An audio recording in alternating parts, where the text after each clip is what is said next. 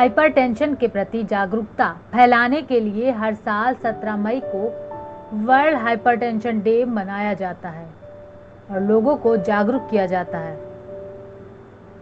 Hypertension किसी भी उम्र के लोगों को हो सकता है। इसे साइलेंट किलर भी कहते हैं। हाइपरटेंशन या हाई ब्लड प्रेशर का खतरा महिलाओं से ज़्यादा पुरुषों में होता है, जिसके अलग अलग कारण हो सकते हैं, जैसे फैमिली हिस्ट्री, तनाव, गलत खान पान और लाइफस्टाइल। लेकिन इससे बचने के लिए न सिर्फ डाइट और लाइफस्टाइल पर ध्यान देने की ज़रूरत है, बल्कि तनाव को कम करना और शरीर को सक्रिय बनाए रखने के लिए एक्सरसाइज भी बेहद ज़रूरी है। इन दिनों 18 से 50 वर्ष तक के लोग हाइपरटेंशन के शिकार हैं। हालांकि 60 साल की उम्र से पहले पुरुषों में उच्च रक्तचाप का खतरा ज़्यादा रहता है, पर बाद में स्त्री पुरुष दोनों में ही खतरे की आशंका बराबर होती है। रोज़मर्रा की ज़िंदगी में तमाम तरह की कड़वी मीठी बातों से दो चार होना पड़ता है। ऐसे में गुस्सा आना स्वाभाविक है, लेकिन गुस्सा अगर लत का रूप ले ले तो इस पर विचार करना ज़रूरी है। बात बात पर गुस्सा करने से सेहत पर प्रतिकूल प्रभाव भी पड़ता है, इसलिए ज़रूरी है कि गुस्से पर भी कंट्रोल किया जाए। वहीं इसका एक कारण अत्यधिक जिम करना भी है, जो युवाओं में सबसे ज़्यादा देखा गया है। कई बार फिटनेस फ्रीक होने के बावजूद भी युवा हृदय संबंधी बीमारियों के शिकार हो जाते हैं। उन केसेस में ज़्यादातर मामलों में यही आया कि वे अत्यधिक जिम करते थे। कई बार लोग जिम में बॉडी बनाने के लिए स्टेरॉइड्स, हार्मोन या अन्य तरह के सप्लीमेंट भी प्रयोग करते हैं, जिसके कारण हाइपरटेंशन की समस्या युवाओं में बढ़ रही है। जिम में सप्लीमेंट के कई दुष्परिणाम भी होते हैं। इतना ही नहीं, हर काम के लिए आलस भी हाइपरटेंशन के मरीजों को बढ़ाने में अहम भूमिका निभाता है, क्योंकि हर काम के लिए मशीनों पर निर्भरता ठीक नहीं, ये बीमारियां बढ़ाता है। घरेलू कार्यों से भी थोड़ी बहुत कैलोरी भी बर्न होती है। आज के दौर में घरों में वो एक्टिविटी भी कम हो गई है, जिससे इस तरह के केसेस भी ज़्यादा देखने को मिलते हैं।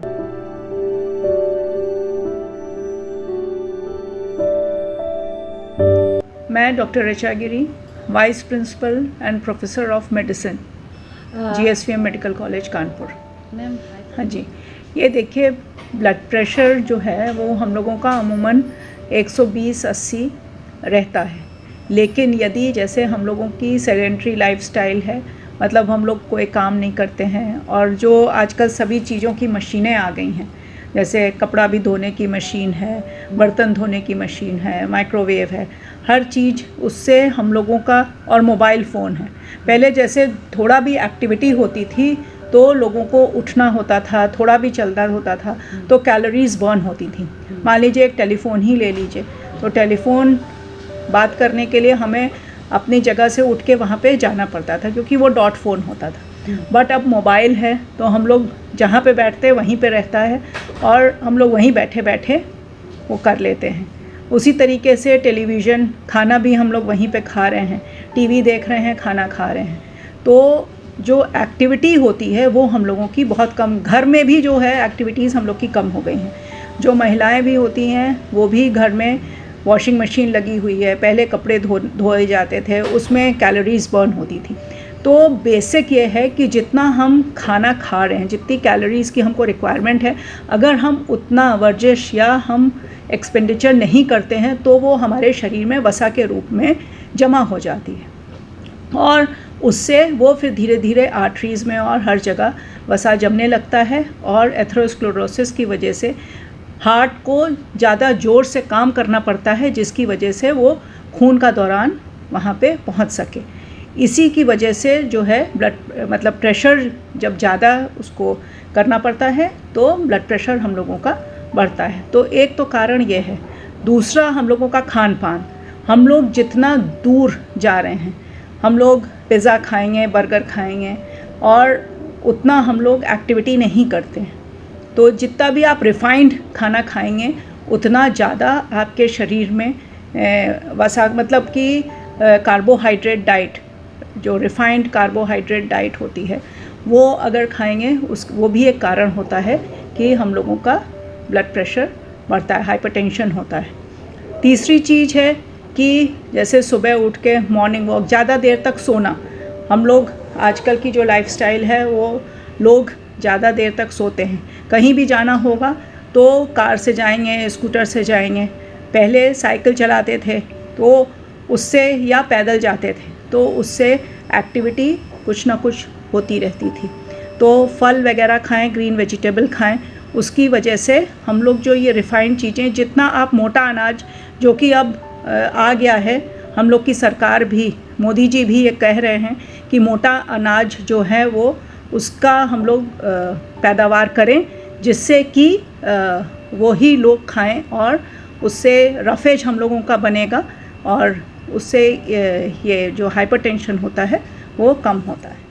देखिए, ब्लड प्रेशर जो है कई बार तो पता ही नहीं चलता है कि किसी को, अगर यदि आपके सर में दर्द हो रहा है या आपको थोड़ा भी दूर चलने पे सांस फूलती है तो आप अपना ब्लड प्रेशर की जांच ज़रूर कराएं।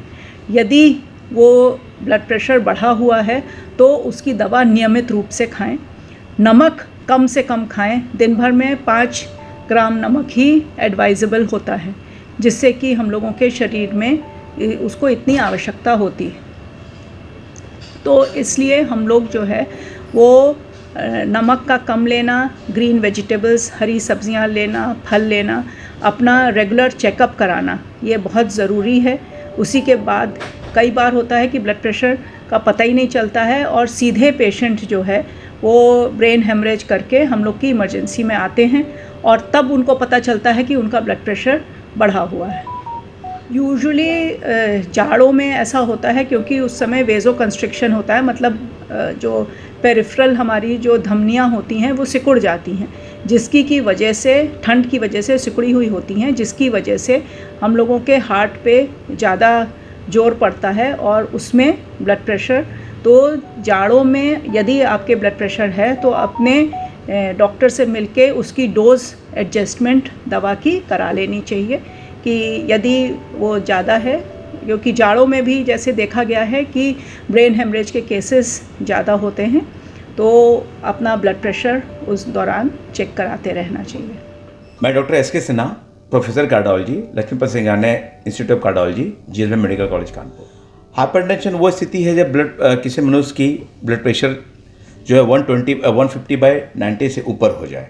साइलेंट क्रिस्टली कहते हैं कि अक्सर मरीजों को पता ही नहीं चलता है कि हमें ब्लड प्रेशर की शिकायत भी है, और अक्सर क्या होता है कि ब्लड प्रेशर तब पकड़ में आता है जब कोई कॉम्प्लिकेशन हो जाते हैं, जैसे किसी को हार्ट फेलियर हो जाए, स्ट्रोक हो जाए, हार्ट अटैक हो जाए, आँखों की बीमारी आ जाए, या नाक से खून बहने लगे, या गुर्दे की दिक्कत हो जाए, या हम किसी और ऑपरेशन के लिए गया, रूटीन चेकअप हुआ तो पता चला कि हमारा ब्लड प्रेशर 150/90 से ज़्यादा रह रहा है।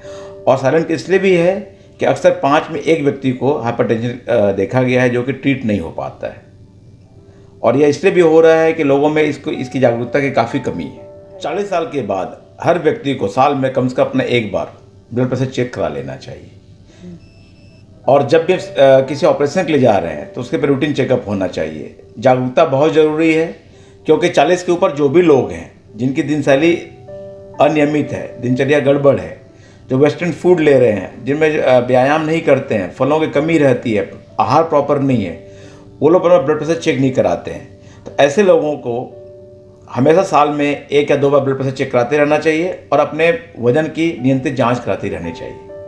जी, पहले ब्लड प्रेशर 60 साल की उम्र के ऊपर के मरीजों में देखा जाता, अब ये उम्र सीमा काफ़ी कम हो गई है, और अक्सर अब यह 20 साल के ऊपर भी काफ़ी देखने में आ रहे हैं, और कुछ तो केस ऐसे मिले जहाँ की कम उम्र के बच्चों में भी ब्लड प्रेशर की समस्या पाई गई। हालांकि उनके कारण अलग हैं, लेकिन युवाओं में ब्लड प्रेशर समस्या काफ़ी तेज़ी से बढ़ रही है और काफ़ी समांतर देखने में मिल रहे हैं।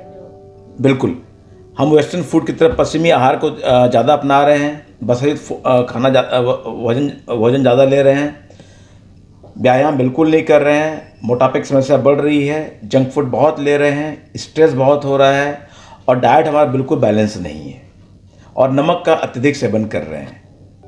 पहले तो कि देखिए, बचाव हमेशा उपाय से ज़्यादा कारगर होता है। यदि हम जागरूक हैं, वजन नियंत्रण में है, दिनचर्या हमारे सामान्य है, मोटी होने लगती है, इससे ब्लड प्रेशर की समस्या बढ़ जाती है। लेकिन हम यदि जागरूक हैं तो ब्लड प्रेशर होने के पहले ही हम पकड़ सकते हैं, उसका उपचार कर सकते हैं। लेकिन एक बार ब्लड प्रेशर यदि किसी को डिटेक्ट हो जाता है तो प्रॉपर दवाई लेना चाहिए, वेट मेंटेन करना चाहिए और खाने पे ध्यान देना चाहिए, फिजिकल एक्टिविटी बढ़ा देना चाहिए। सर कई बार फिटनेस फ्रीक में भी देखे जा रहे हैं केसेस। जी, अक्सर युवाओं में जिम जाने की प्रवृत्ति बढ़ रही है। ऐसे लोगों में क्या होता है, अत्यधिक जिम करना, वो भी हाइपरटेंशन के कारण है। और जिम में बॉडी बनाने के लिए लोग कई बार स्टेरॉयड हार्मोन्स का भी प्रयोग करते हैं या अन्य तरह के फूड सप्लीमेंट भी लेते हैं, जिनके कारण भी हाइपरटेंशन की समस्या युवाओं में बढ़ रही है। वो बिल्कुल घातक है, हर तरीके से घातक है और इसके कई दुष्परिणाम देखने को मिलते हैं। जैसे ब्लड प्रेशर हो जाता है, बोन में कैल्शियम कम होने लगता है, फ्रैक्चर रिस्क बढ़ जाता है। कुछ दवाइयाँ ऐसी भी होती हैं जो गुर्दे पे भी गलत असर करती हैं, वो हार्ट को नुकसान पहुंचाती है। तो मेरा ये आग्रह है युवाओं से कि यदि जिम जा रहे हैं तो जिम करें, किसी ट्रेनर के अंतर्गत ही जिम करें और किसी सप्लीमेंट की ज़रूरत बिल्कुल ही नहीं है। यदि हम खाने में नमक की मात्रा संतुलित कर लें, यानी 2.5 ग्राम पर डे सॉल्ट लेते रहें, वसा की मात्रा बिल्कुल संतुलित कर लें, पानी का प्रयोग अत्यधिक करें, फाइबर का प्रयोग ज़्यादा करें, फलों को लें और नॉर्मल एक्सरसाइज करते रहें, तकरीबन 30 से 35 मिनट रोज़ाना, कम से कम 5 दिन प्रति हफ्ता, तो हम ब्लड प्रेशर को काफ़ी हद तक कम कर सकते हैं। और यह भी देखा गया है कि यदि हम वजन को कम कर लेते हैं तो कभी कभी ब्लड प्रेशर नॉर्मल भी हो जाता है, कभी कभी दवाइयाँ बंद भी हो जाती हैं। लेकिन जब तक ब्लड प्रेशर कंट्रोल नहीं होता है तो दवाई लेते रहें, साथ साथ जीवन शैली को भी दुरुस्त करें। नहीं, एक दिन में 2 हाइपरटेंशन एक ऐसी समस्या है, इसके डरने वाली कोई बात नहीं है। यदि सिर्फ हाइपरटेंशन जिसमें कोई कॉम्प्लिकेशन नहीं हुए हैं तो ब्लड प्रेशर दवाओं से और नियमित दिनचर्या से आराम से कंट्रोल किया जा सकता है और तनाव मुक्त रहें। तनाव मुक्त एक बढ़िया कारण ये एक तरीका ये भी कि हम निश्चित रूप से कम से कम अपने शारीरिक दिनचर्या में 15 मिनट योगा को शामिल कर सकते हैं। सूर्य नमस्कार है, प्राणायाम है, प्रेरण वॉकिंग है, कपालभाति है, इन चीज़ों से हम करके वजन को भी कम करें। योगा करने से मन प्रसन्नचित्त भी रहता है और योगा से कई परिणाम भी देखने में मिलते हैं, ब्लड प्रेशर कंट्रोल भी हो जाता है या दवाइयाँ काफ़ी हद तक कम भी हो जाती हैं।